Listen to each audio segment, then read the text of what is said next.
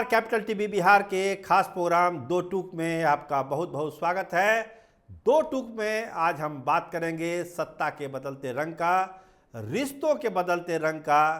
क्या सत्ता के लिए रिश्ते का रंग बदल जाता है?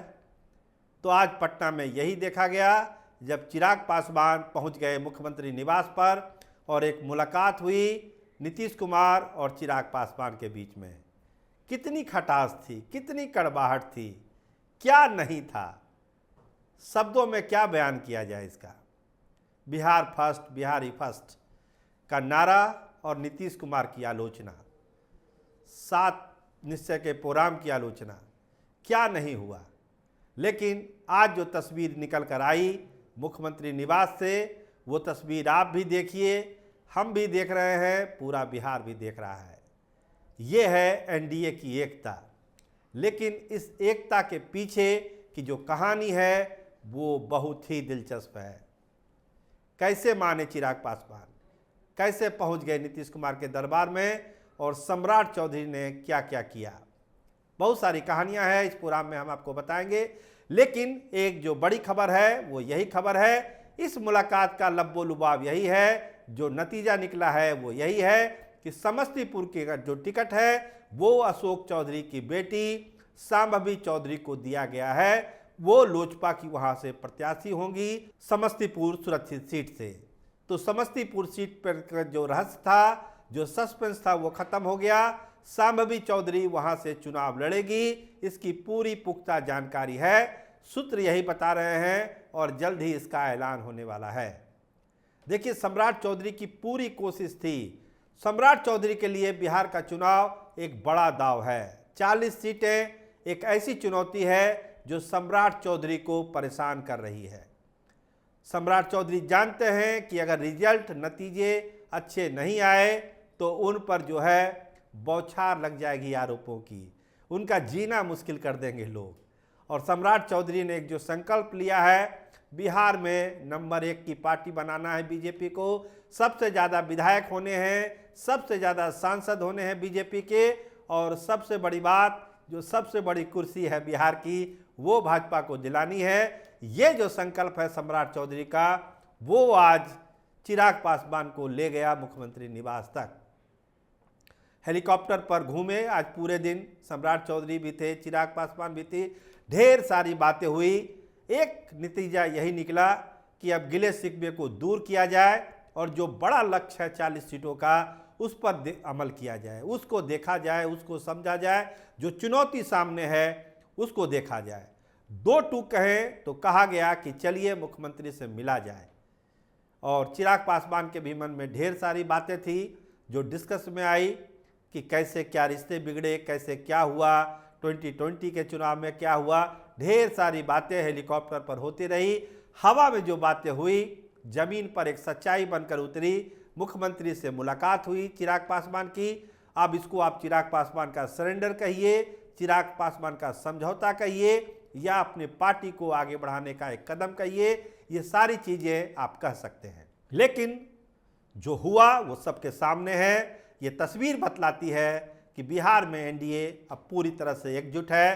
कहीं कोई शिकवा शिकायत नहीं है। आज के तारीख में जो बागी हो रहे हैं वो अलग कहानी है, उनकी पटकथा अलग है। लेकिन जो बड़े नेता हैं वो अब ये जान चुके हैं कि हमको एक साथ दिखना है, एक साथ काम करना है। अगर हम एक दूसरे की टांग खींचेंगे तो नुकसान तो होगा ही होगा, पार्टी का नुकसान होगा, लेकिन सबसे बड़ा नुकसान एनडीए का हो जाएगा। इसीलिए जो 40 सीटें दांव पर है, इस पर मिल के काम करना है। देखिए, बहुत सारी चीज़ें हुई। आज जब हेलीकॉप्टर उठा आसमान में तो बहुत सारी बातें हुई और साफ साफ सम्राट चौधरी का कहना था कि हमारा गोल क्या है, हम उस गोल को पहचानें।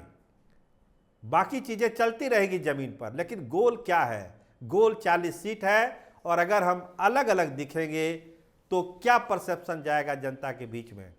तो इस परसेप्शन को तोड़िए, इस परसेप्शन को तोड़ना पड़ेगा, तभी हम मजबूती से सामना कर पाएंगे महागठबंधन की नेताओं का, महागठबंधन की चुनौतियों का। तो आखिरकार एक राय बनी और सब लोग जुट गए मुख्यमंत्री निवास पर। बहुत अच्छे माहौल में बातचीत हुई, पुरानी बातें भी हुई, नई बातें भी हुई, लेकिन नीतीश कुमार ने लगता है कि चिराग पासवान को माफ़ किया और चिराग पासवान ने भी अपना बड़ा दिल दिखाया और ये कहा कि हम लोग पूरी तरह से एक साथ हैं और बिहार की 40 में 40 सीट हम जीत के नरेंद्र मोदी को देने वाले हैं, इसके लिए हम लोग पूरी ताकत झोंक देंगे। तो ये बात आज हुई, लेकिन जो सबसे बड़ी बात हुई इसके अलावा समस्तीपुर का हम जिक्र कर चुके हैं, थोड़ी सी बात हम लोग कर लेते हैं महागठबंधन की। तो मुकेश सहनी को लेकर भी आज कुछ बातें सामने आई है। कहा गया है कि 3 सीटें बिहार की देन मिलने वाली है मुकेश सहनी को। जो सीट है वो मुजफ्फरपुर की सीट है, जो सीट है वो खगड़िया की सीट है। 2 सीटों पर कहीं कोई दिक्कत नहीं है। एक तीसरी सीट पर भी बात चल रही है कि वो तीसरी सीट इनको कौन सी दी जाए, लेकिन लालू प्रसाद के यहाँ से अभी इसका कंफर्मेशन बाकी है। ये जो खबरें हैं ये मुकेश सहनी की पार्टी के सूत्रों के हवाले से हम बता रहे हैं कि 3 सीटों पर बात बन गई है और जल्द ही इसका ऐलान हो जाएगा। 2 सीटों का उन्होंने खुलासा किया है, खगड़िया और मुजफ्फरपुर का। कटिहार वो मांग रहे थे, लेकिन कांग्रेस ने उस सीट को देने से मना किया है कि वो सीट हम तारिक अनवर के लिए रखे हुए हैं, हमारे राष्ट्रीय चेहरा है मुसलमानों के लिए, उस सीट पर बात ना की जाए। 2 सीट आप बोल रहे हैं, 1 सीट पर और हम लोग विचार कर सकते हैं या 1 सीट हम झारखंड की भी आपको दे सकते हैं, इस तरह की चर्चा है। तो लगता है कि मुकेश सहनी का भी मामला महागठबंधन में बन ही रहा है और बन जाएगा। अगर ये हुआ तो महागठबंधन की ताकत और मजबूत होगी और जो चुनौतियां हैं एनडीए की, जिस तरह से चिराग पासवान आज मिले हैं मुख्यमंत्री से, तो स्वाभाविक है चुनौतियां बढ़ी है महागठबंधन की। तो अगर मुकेश सहनी इस फोल्ड में आते हैं तो थोड़ा सा जो पावर बैलेंस हुआ दिखेगा।